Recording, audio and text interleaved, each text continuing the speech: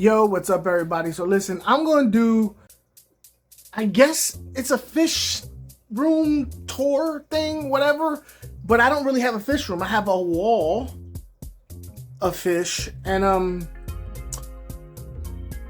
I was also looking at my tanks going, I need to do maintenance, I need to clean up the glass because I want to do a video because it's been a week since I did a video, so there's stuff thrown everywhere. And normally when you guys see it, it's nice, neat, and tidy. And I'm like, you know what? I'm gonna F it. I'm gonna show it the way it is.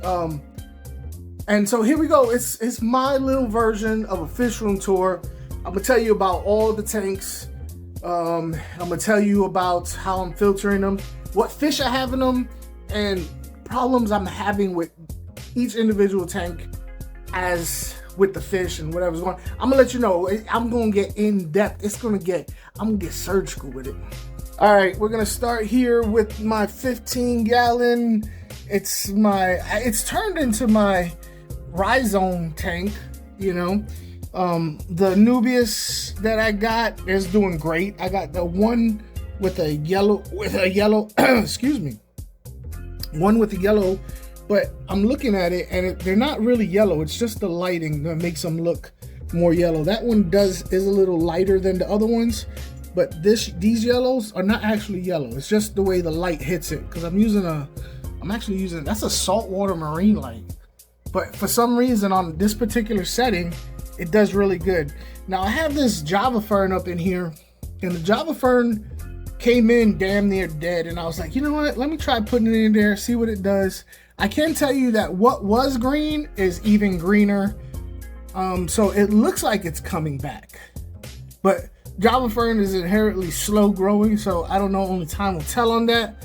I got my boost in there. My boost was in another tank. The Bucephalandra, I guess they call it, was in another tank, and it got light deprived, so I moved it into here. These guys are not used to having a camera this close to their face. The barbs, albino tiger barbs, and of course up in there, my buddy, where you at? My gold compressor set, and there's a Chinese or a flying fox in here. Now, this tank, this is my plan with this tank. I think I'm gonna go ahead and remove all the fish from this tank except for the Florida flagfish, and the tiger barbs, because I don't know, I just might put one of these puffers in here. I'll show you them in a second. I'm not sure. I'm not happy with the way the tank is as far as stocking goes anymore. I do like the way the Nubius is, so I don't know. Now look, see, I'm telling you, it's like a mess. I ain't cleaning up nothing. There's this on top of here that needs to go in there. Oh, I got a pothos, one of the wild type pothoses on that thing. So this tank also with a wild type pothos. This is my grow out Fahaka puffer. I got 3 little baby Fahaka puffers in there. Where you at? Come on, show yourselves. There goes 1, there goes 2, and you see that little one in the back? That is the aggressor of the other 2. Where's the other one? The other one's back there somewhere. Now this, as far as plants go, is pretty much my, whatever plant is loose in the other tanks, I throw in here. If it's floating, I throw it in here, and this is kind of what happened to it. I think it kind of looks kind of like cool in a very dingy sort of way, if you know what I'm talking about. Like it looks natural. I mean, if you guys ever really went into like a lake or a river, a lake mainly, and you went under the water, it's not as pretty as something that you see aquascape. But the puffers are doing really good. They have the occasion of chasing each other, but they don't really harm each other. Sick tank right there, and I'm healing this guy up. He did have some fungus, but he's good now. No more fungus. So he's gonna be moving into a tank pretty soon. Look at my feet do the thing. You like that? Yeah, I wear ankle socks. Y'all got a problem with that? You got a problem with my ankle socks? Kiss it. Kiss each ankle. All right, so lights are on. These, I have a female alien beta. Where are you, female? Come here, girly girl. Where are you? It's got a little nerd right in there. Where you at? Oh, there she goes back there hiding. Come on, let me zoom in on you. Where are you? You see that she's blending into the background, but that's her back there. I had to get another one because the original female beta jumped out. I actually like the original female beta because it was yellow. I'm just using a clamp-on light. Again, pothos in the back, some water sprite floating, and some rando plants, Java fern. And this is identical tank with identical stocking with my male alien beta. See him?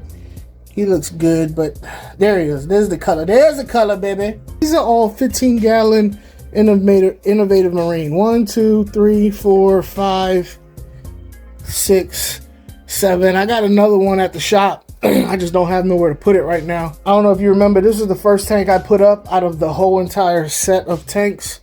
And I used those plant seeds from Amazon, and that's still doing good. I got random fish in here. This tank pretty much got every fish that I didn't know where to put got thrown in this tank.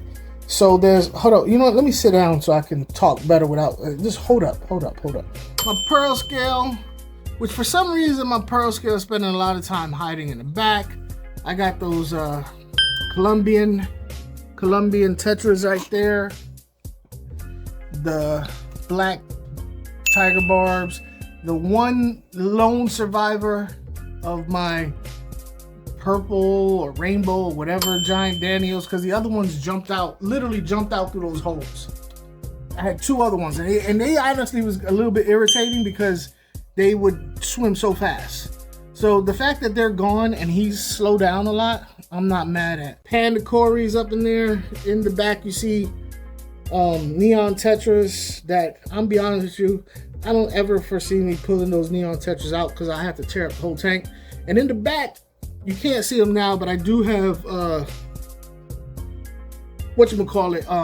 coolie loaches. On my brand new little regular blue Aquarium. He's back there too. I don't know, this tank and that tank, the stocking of it kind of bothers me. I ain't gonna lie to you. I just pulled out those dirty little pieces of filter floss, but yeah, look, pothos throughout. Back to this tank. So I am really kind of feeling myself when it comes to the Java fern tree that I made, because look at that. Look how lush of Java fern that is. I'm real happy with that. I like my zebra Aquarium, but I hate whenever I pull out the camera, he does that. That bothers the hell out of me. Really love this guy. I don't know why. I think his colors are cool as hell. But I'm digging him. I don't like bristlenose plecos, but I do like that guy. Look at that. Look at that. Look how long those fins are. Look at that. I love that dude. And I got a stir-by Cory in here somewhere. I really like stir-by Corys. I really like stir-by Corys. Look at all these. Look at the bottom of this tank. You know what that is? That's food from the Fahaka puffers. I think it was a stir-by. Hey, stir-by. So I'm building. I got me a little setup to breed snails. I know you're like, you got all them snails there, but in order to get those snails out, I have to feed the tank and they'll come out. But I'm setting up a little snail breeding thing so I can feed the Fahakas just a little bit easier. Electric blue Aquarium, my neon blue Paradise Gourami. What's that one? I think you call it a Pandagara. Where's that guy? Pandagara. He was sucking on the tank. Oh, there he goes. Look, there he is. Hold on, there he goes. Look, he's cool. I dig him. And those little platy thingies, they keep the tank clean. This is another tank that has a hodgepodge of plants just thrown in there. The only plant that I actually intended to put in there are those onion plants, that one, and that lace back there. There's a Madagascar lace. Let me see if there it is. See that Madagascar lace? Those are the only ones I intended to put in there, but I like the way this is turning. This one is, at least I like the inhabitants. I think the Aquarium and that Paradise do well together. This is the most elusive fish I have. This albino longfin bristlenose with the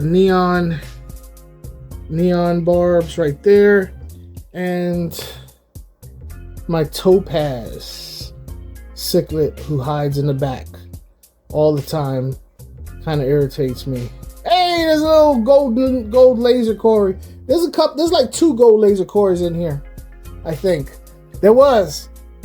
I don't know. This tank is turning into one that I'm really digging because I love the bright, simple colors of the fish in there. I have they call it a snowball polar blue cichlid. I know people say, "Oh, how you doing with that? I thought you said you didn't like parrot cichlids." I distinctly see a difference between a polar and a parrot with the albino Paradise gourami with the red is banging, and I think those accent the tank really well. And I got these plants growing at the bottom. I hate this substrate, this aqua soil type substrate, because it's too light and these fish easily, where are they? I have albino longfin, like you see that Cory cat, but when they swim across the bottom of this stuff, it's so light that it kind of pulls the plants up. I do want to do some moving around of tanks as inhabitants of the tanks. I want to keep the plants the way they are or get better, or do more of what is working.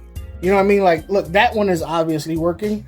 So I might want to see what's working in these tanks and just double up on them. So this is my 28 cube with my angels, and they are once again breeding.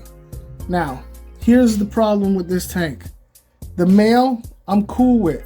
The female, she is imperfect, and I do not want her fry to exist in this world, because all she's gonna do is create more imperfect angels, and we have plenty of imperfect angels. See that anal fin? As you can see, I need to clean these tanks. That's another thing. All these tanks need to be cleaned. I need to do filter cleanings. I need to do algae wipes. All of them have to be cleaned. But I wanted to show you, my stuff ain't always good all the time. So a couple of the angels I see I have to remove. I have to remove her. I know that's a female. I know that's a male. I have to remove. There's another one in here that I want to remove. And if I want to breed them, I got to get rid of these glow in the dark thingies and moles. But at least I know which is male and female out of these guys. You know.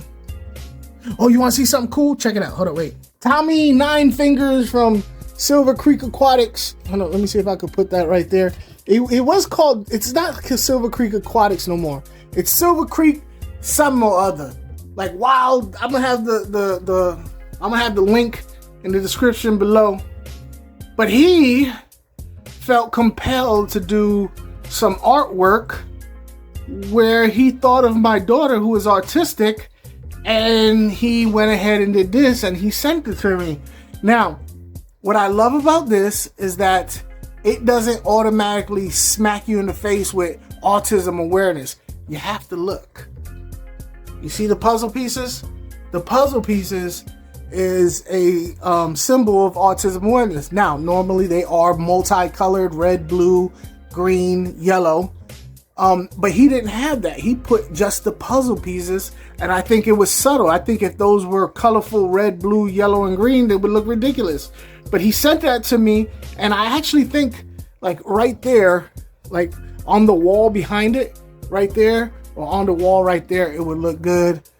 But thank you, Tommy, so much. I appreciate it for thinking of my daughter and me and sending this to me. But this is where it's gonna go. It's gonna go either right there or right there. Like, hold on, let me move it. So it's gonna go up there against one of those sides. I think